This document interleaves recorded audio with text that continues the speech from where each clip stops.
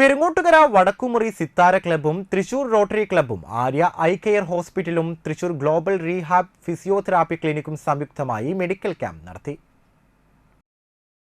Rotary club district governor TR. Vijayakumar ഉദ്ഘാടനം ചെയ്തു. അവരുടേതായ ഒരു ഹോസ്പിറ്റലിൽ നിന്നും അവരുടേതായ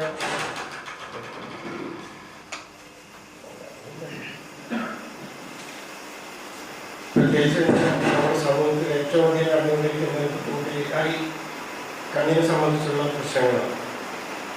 ഞാൻ എൻ്റെ ഒരു അനുഭവം പറയുകയാണെങ്കിൽ നമ്മളെല്ലാവരും ഡെന്റിസ്റ്റിൻ്റെ അടുത്ത് പോകും, മറ്റുള്ള ഡോക്ടേഴ്സിൻ്റെ അടുത്ത് പോകും. പക്ഷെ കണ്ണിനെ പ്രത്യേകിച്ച് ആരും അത്ര ശ്രദ്ധിക്കാറില്ല.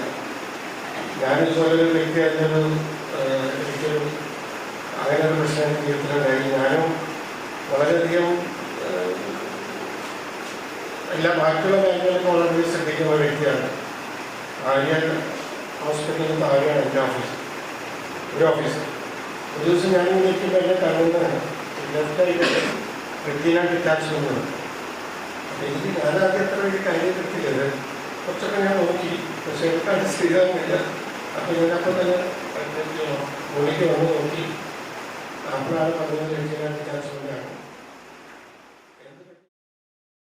ദയാശുപത്രിയിൽ ഡോക്ടർ രാകേഷ് അധ്യക്ഷനായി.